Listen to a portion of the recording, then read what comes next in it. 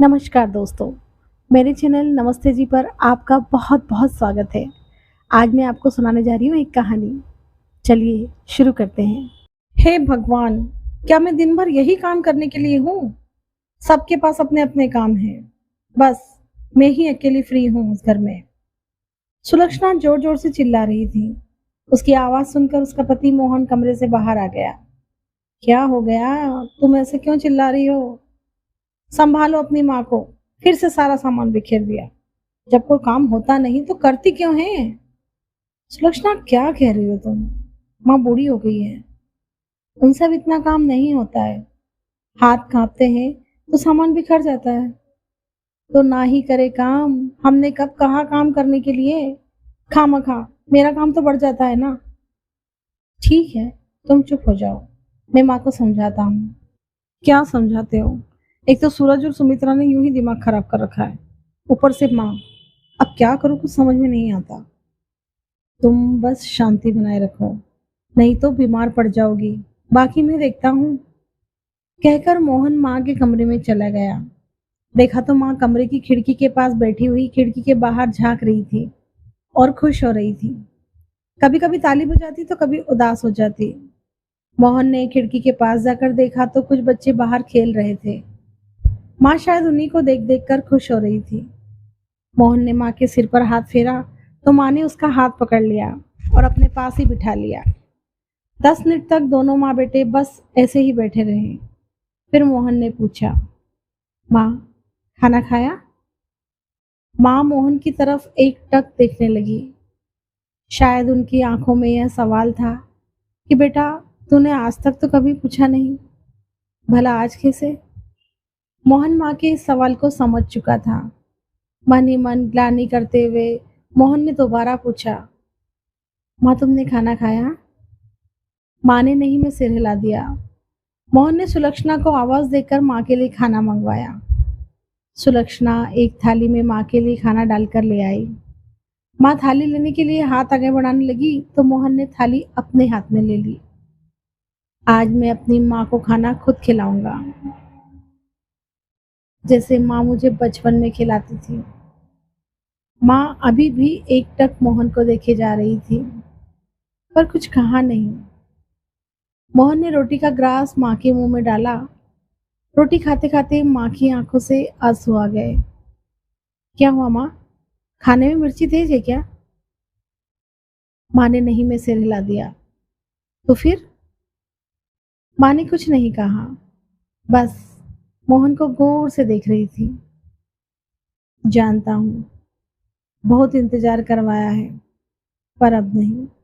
अब हर रोज थोड़ी देर ही सही, मैं अपनी माँ के साथ कुछ वक्त जरूर बिताऊंगा।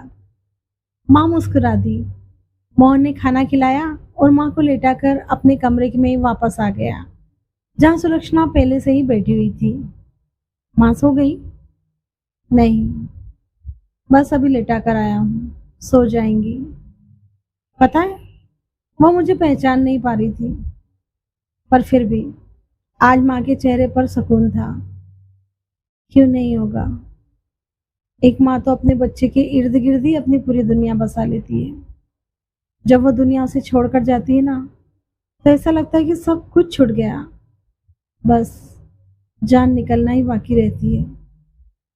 और जब वह दुनिया उसके पास लौट कर आती है तो उसके मृतप्राय शरीर के अंदर जैसे किसी ने जान फूंक दी हो, वह वापस जिंदा हो जाती है। कहते कहते सुलक्षणा की आंखों में आंसू आ गए। तुम सूरज को याद कर रही हो? माँ हूँ। अब जाकर एहसास हुआ कि मैंने अपनी सास से क्या क्या छीना था, जब मेरा बेटा मेरी बहू छीन कर ले गई। सच, हमारे कर्म वापस लौट कर आ रहे हैं। भगवान के लिए तुम अब रो मत। जब समझना चाहिए था तब हम लोग समझे नहीं। आज जब बेटा बहू घर से गए तब जाकर समझ में आ रहा है कि हम कितने गलत थे। गलती तुम्हारी अकेली की कहाँ थी? मैं भी तो बेटा होकर नहीं समझ पाया, जो अपनी बीमार और बूढ़ी माँ को वृद्धाश्रम छोड़कर आ गया।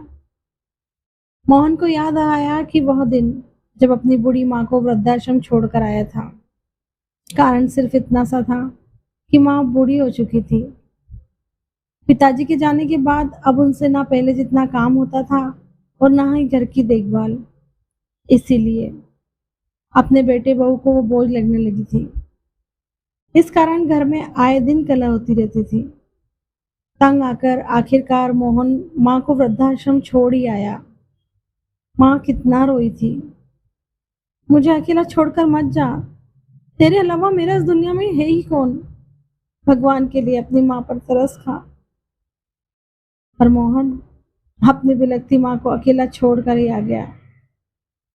बस यह सदमा माँ के दिल पर बैठ गया था।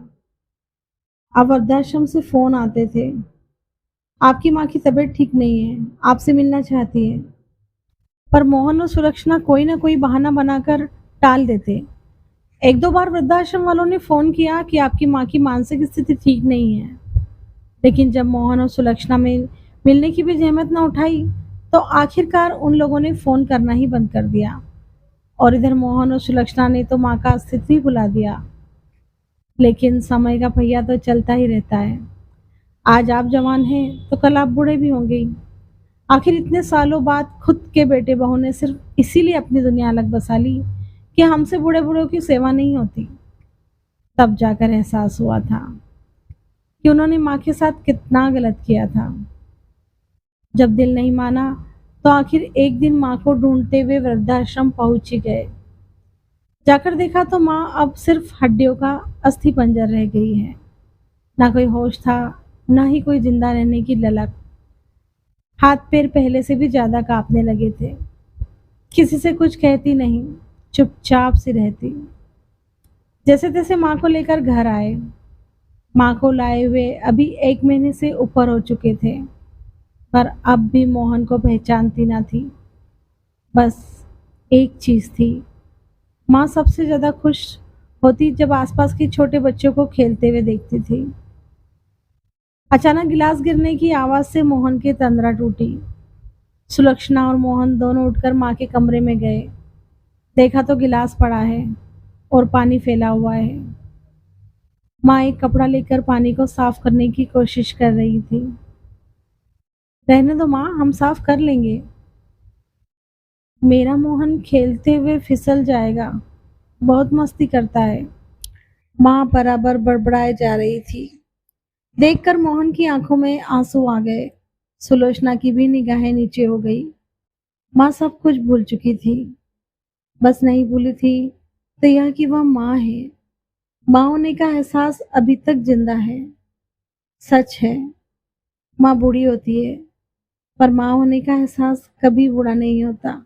धन्यवाद दोस्तों, फिर मिलते हैं एक नई कहानी के साथ। अगर आपको मेरी कहानी पसंद आई हो तो लाइक, शेयर और मेरे चैनल नमस्ते जी को सब्सक्राइब जरूर करें और साथ ही बेल आइकन जरूर दबाएं ताकि मेरी कहानियाँ आप तक पहुँचती रहें। धन्यवाद।